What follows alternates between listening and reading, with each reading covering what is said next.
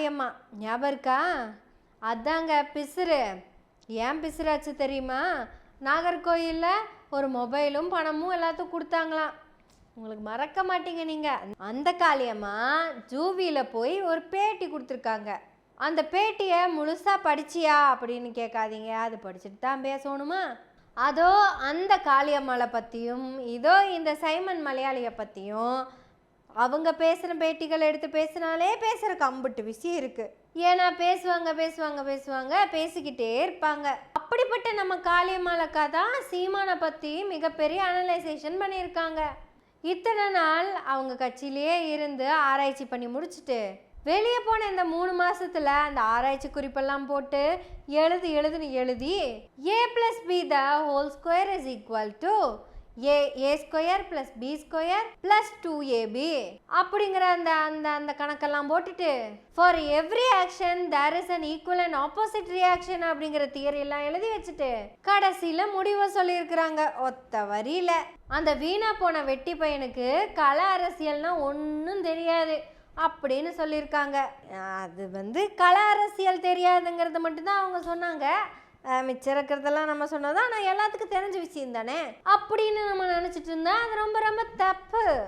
அவனை மாதிரி கள அரசியல் தெரிஞ்சுக்கிட்டவங்க இங்கே ஒருத்தங்க கூட கிடையாது. கிட்டத்தட்ட எங்கே என்ன பண்ணணும் அப்படிங்கிற கள அரசியல் அவனுக்கு மட்டும்தான் தெரியும். யோசிச்சு பாருங்க, ஸ்கூலுக்கு படிக்க போனவன் படிக்க போல கபடி விளையாட போயிட்டான். காலேஜுக்கு படிக்கிறேன்னு போனவன் கள்ள குடிக்க போயிட்டான். சினிமா படம் எடுக்கிறேன்னு வந்தவன் ப்ரொடியூசருக்கெல்லாம் லாஸ்அப் பண்ணி விட்டான். இப்படி அவன் கால் வச்ச கை வச்ச காரியம் எதுவும் விளங்காம போன இவன்தே கள அரசியல தெளிவா புரிஞ்சுக்கிட்டாளு.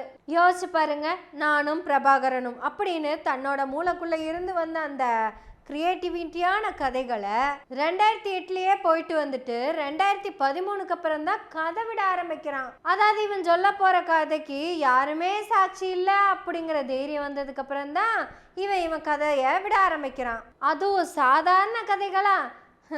ஏங்க காளியம்மா, இவனுக்கா கள அரசியல் தெரியாதுன்னு சொல்றீங்க?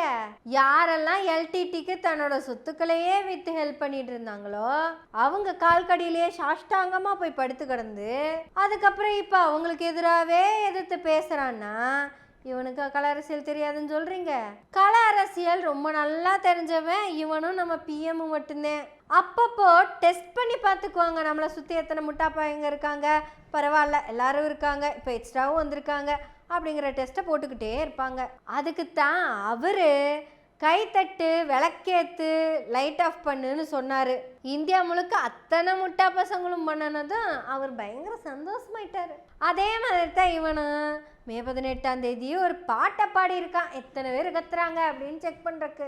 எவனாலும் ஒருத்தன் கேட்டானா இன்னைக்கு இந்த பாட்டு பாடுற நீ 2009 நீ என்ன பாடுறா பாடிட்டு இருந்த அப்படின்னு கேட்டிருக்கணுமா? ஏதோ இவனின் திறந்தா சொல்லிட்டு இருக்காரு இந்த பாட்டு தான் பாடியிருப்பான் அப்படின்னு. எடுத்து வச்ச பாலும் விரிச்சு வச்ச பாயும் வீணாக போகுதான் அந்த பாட்டு தான் பாடிட்டு இருந்ததா சொல்றாங்க. இவனிந்திரனுக்கு கண்டிப்பா தெரிஞ்சிருக்கும் அந்த பாட்டா தான் இருக்கும்னு நினைக்கிறேன். ஏன்னா அவர் முன்னாள் தம்பி தானே, அதனால மப்ளக்கு இப்பெல்லாம் அவன் ஏதாவது அவர்கிட்ட உலகிரி இருப்பேன். எங்க காளியம்மா, இவனுக்கு கள அரசியல் தெரியாது? எல்லாரும் சாகர அன்னைக்கு குமுறி குமுறி சிரிச்சிட்டு இருந்தா, எனக்கு ஓட்டு போடுங்கன்னு கேட்க போனா குமுறி குமுறி அழுகுறான். எங்க காளியம்மா, இவனுக்கா கள அரசியல் தெரியாது? உண்மையாலுமே இன்றைய கள அரசியலை சரியா புரிஞ்சுக்கிட்ட ஆள் யாருன்னு கேட்டா சீமான் தான். உங்களோட லைஃப்ல இருந்தே எனக்கு எக்ஸாம்பிள் கொடுக்க முடியும். உங்களை முதல்ல கேண்டிடேட்டாக போடுறப்ப அவ்வளவு ரெஸ்பான்ஸ் இல்லை, விட்டுட்டான். அடுத்த தடவை உங்கள் பேரை கூட சொல்லலை, உங்கள் தொகுதி பேரை சொன்னதுக்கே ரியாக்ஷனை பார்த்து அப்படியே டர் ஆயிட்டாங்க. கயல்விழிக்கும் சீமானுக்கும் அன்னைக்கு தான் கள அரசியல் புரிஞ்சுது. நம்ம இல்லை, நம் காளியம்மாள் தான் இங்கே ஹீரோன்னு உடனே முடிவெடுத்துட்டான். நீங்க ஜெயிச்சிடக்கூடாது, அதுக்கப்புறம் நீங்க கட்சியில இருந்துடக்கூடாதுன்னு. எங்க காளியம்மாள், இவனுக்கு தான் கள அரசியல் தெரியாதுன்னு சொன்னீங்களா? இந்த 16 வருஷத்துல சினிமா எடுக்கிறதா சொல்லி எப்படி ப்ரொடியூசர்கள் எல்லாம் போண்டி பண்ணானா, அது மாதிரி இவன் கூட இருந்த தம்பிகளையும் மொத்தமா போண்டி பண்ணிட்டான். ஆனா இவனோட வளர்ச்சி பார்த்தீங்களா, வளர்ச்சி பயங்கரமான வளர்ச்சி. இவனுக்கு தான் கல அரசியல் தெரியாதுன்னு சொல்றீங்க. சைக்கிள் கூட இல்லாதவன் இப்ப 2-3 கார் வச்சிருக்கிறான்னா கல அரசியல் தெரியாமலா? நல்லா யோசிச்சு பாருங்க. என் பசங்களெல்லாம் நான் படிக்க வைக்கிறதே இல்லைன்னு சொன்னான். அதை கேட்ட முன்னாடி இருந்தா அத்தனை முட்டா பசங்களும் கலகலன்னு கையை தட்டுறாங்க. அப்புறம் என்ன சொன்னா, என் பையனுக்கு ஹோம்ஒர்க் பண்ணுறதுக்கு நேரம் இல்லைங்க. அப்புறம் எங்கங்க, பயங்கர பிஸி பையங்க. அதுக்கும் முட்டா பசங்க ஆஹா ஓஹோன்னு தூக்கி வைக்கிறாங்க. இவனுக்கு தான் கல அரசியல் தெரியாதா? இந்த நாட்டில் விவசாயிகளுக்கு எந்த லாபமும் கிடையாது. ஆனால் மவுத் அக்ரிகல்ச்சர் பண்ணுற இவனுக்கு மட்டும் லாபம் கொட்டுன்னு கொட்டுது. இதில் கூடுதல் தகவல் என்னன்னா, எனக்கு சின்னமும் அதே தான் வேணும், எனக்கு அதில் தான் பணம் கொட்டும் அப்படிங்கிறான். ஒரிஜினலா விவசாயியா இருக்கிறவங்களுக்கு ஒரு லாபமும் கிடையாது, வெறும் சின்னம். அந்த சின்னத்திலேயே இப்ப அவன் மொசரக்கட்டையவே வச்சுட்டான். ஆனா இங்க நெல் அறுவடை பண்ணல, பணத்தை மட்டும் அறுவடை பண்ணிக்கிட்டே இருக்கான். எங்க காளியம்மா, இவனுக்கு தான் கல அரசியல் தெரியாதா? ஆனா உண்மை காளியம்மா, உங்களுக்கு கல அரசியல் நல்லா தெரிஞ்சிருக்கு, அதனாலதான் இந்த வார்த்தையை பயன்படுத்தி இருக்கீங்க. உடனே தம்பிங்க 3 பிரிஞ்சுட்டாங்க. உங்களோட ஸ்லீப்பர்ஸ் எல்லாம் சீமான் கட்சிக்குள்ள இருக்கிறவங்க எல்லாம் என்ன தெரியுமா பேசிக்கிறாங்க? காளியம்மாளக்கா என்னவா இருந்தாலும் நம்ம கூடயே இருந்த ஒருத்தங்க, அவங்கள பெருசா நம்ம திட்டணும்னு அவசியம் இல்லை. இது முதல் ரகம். 2வது ரகம் ஒன்று இருக்குது, அது உங்களுக்கு எதிர்வினை கொடுக்குறேன்னு எடா கூடமா ஏதாவது பேசு. எங்க அண்ணனை நீ பேசிட்டல, இனிமே நீ தெலுங்கச்சி, நீ வடுக வந்தேரி. நீ ஒன்னும் தமிழ்நாடு கடலோடி பெண் இல்ல, நீங்க ஆந்திர கடலோடி பெண், அப்படி இப்படின்னு அவனுங்கனால முடிஞ்ச அளவுக்கு அசிங்கமா பேசுவாங்க. இது 2வது ரகம், கொஞ்சம் டேஞ்சரான ஆளுங்க தான். நான் ஃபர்ஸ்ட் ரகம் சொன்னேன்ல, அவங்க இப்பதான் என்ட்ரி ஆகுறாங்க புதுசு. இப்போ 2வது ரகம் சொன்னேன்ல, அவங்க பைத்தியத்துக்கு பீக்கில் இருக்கிறவங்க. இதை 3வது ரகம் இருக்காங்கல்ல, அவங்க தெளிஞ்சிட்டு இருக்காங்கன்னு அர்த்தம். உங்களையே டைரக்டா திட்டுவாங்க, நேருக்கு நேர் நின்று உங்களையே திட்டுற மாதிரி இருக்கு. அப்படியே அந்த காளியம்மாளுங்கிற பேரை எடுத்து தூக்கி போட்டு சீமானுங்கிற பேரை வச்சிங்கன்னு வைங்களேன், அச்சல் அப்படியே பொருந்தும். எக்ஸாம்பிள் சொல்லட்டுமா? நான் அந்த தற்கொலைக்கு பேசுறதேன். நீ யாருன்னு யாருக்குமே தெரியாம இருந்தப்ப உனக்கு மேடை போட்டு கொடுத்தது இந்த இயக்கம் தான். அந்த மேடையிலேயே சாப்பிட்டு அந்த இயக்கத்துக்கிட்டே காசை வாங்கி சாப்பிட்டு நீ கொஞ்சம் பிரபலமானதுக்கு அப்புறம் தோ அந்த மேடை சரியில்லைன்னு பேசுறியே அப்படின்னு கேட்பாங்க.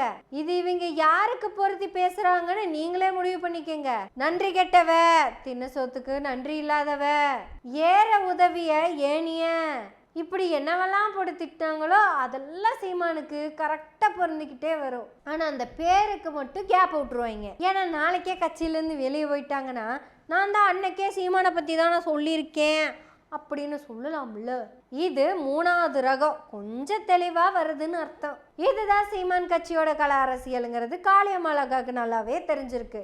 தம்பிங்களோட கல அரசியல் என்னன்னு தெரிஞ்ச காளியம்மாளுக்கு, சீமானுடைய கல அரசியல் என்னன்னு தெரிஞ்ச காளியம்மாளுக்கு பேட்டி கொடுக்கறப்ப மட்டும் தெரியாம தெரியாதுன்னு சொல்லிருச்சு. சீமான் கட்சிக்குள்ள ஒரு ஆள் ஜெயிச்சிடக்கூடாதுன்னு ஸ்கெட்சு போட்டு வேலை பார்த்துட்டு இருக்கிற ஒரே ஆள் சீமான் தான். அதுவும் எம்எல்ஏ எம்பியில் ஜெயிச்சிடக்கூடாதுனால இல்லை, ஒத்த கவுன்சிலர் கூட ஜெயிச்சிடக்கூடாதுங்கிற முடிவோட. ஏன்னா சீமானுக்கு கல அரசியல் நல்லா தெரியும். அவனுக்கு தோக்கத்தான் வெற்றியே. முதல் எலெக்ஷன்ல தோக்குறப்போ அவன்கிட்ட 2 வீலர் தான் இருந்துச்சு. 2024 தோக்குறப்ப அவன் மிகப்பெரிய கோடீஸ்வரன். ஸோ கல அரசியல் நல்லா தெரிஞ்சவன் தான் அந்த சீமான். கட்சி தோக்கத்தான் நம்ம ஜெயிச்சுக்கிட்டே இருப்போங்கிறது அவனுக்கு நல்லா தெரியும். என்னங்க காளியம்மாள், இவனை போய் கல அரசியல் தெரியாத ஆளுன்னு தமாசுக்கு சொல்லி போட்டீங்க. மே 18 அன்னைக்கு சீரியஸா ஒப்புதல் வாக்குமூலம் கொடுத்துட்டு போயிருக்கிறான்ல. தோல்வி நிலையென நினைத்தால் மனிதன் வாழ்வை வாழலாமா, உரிமை இழந்தோம் உணவை இழந்தோம் உண்டியலை இழக்கலாமா. எவ்வளவு தெளிவா ஒரு குடத்தோட வாயில துணியை சுத்தி அதுல ஓட்டையை போட்டு முன்னாடி QR கோடு வேற ஒட்ட வச்சிருக்காங்க. டிஜிட்டலைஸ்டு கல அரசியல் தெரிந்த பிச்சைக்காரன் இவன் தான். எப்படியும் தம்பிங்க என்கிட்ட ஜிபே தானே இருக்கு அப்படின்னு போய் சொல்லுவாங்க. அதனால அதுக்கு ஒரு சொல்யூஷனா, போடா தம்பி குடத்துல ஒரு ஸ்டிக்கரை QR கோடை. கல அரசியல் தெரியறத நான் அரைச்சு குடிச்சவனே இவந்தேன். 4 எலெக்ஷன்ல தோத்தேன், 5வது எலெக்ஷன்லயும் தோப்பேன்.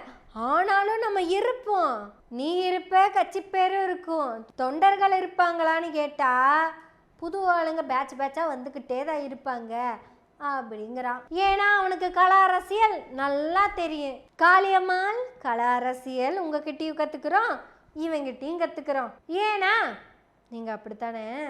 கல அரசியல் தெரிஞ்ச புன்னகை கூட உங்ககிட்ட இருந்து தான் கற்றுக்கணும். ஆனால் நாங்கள் உங்களை புன்னகையோடு வாழ்த்துறோம். நன்றி, வணக்கம்.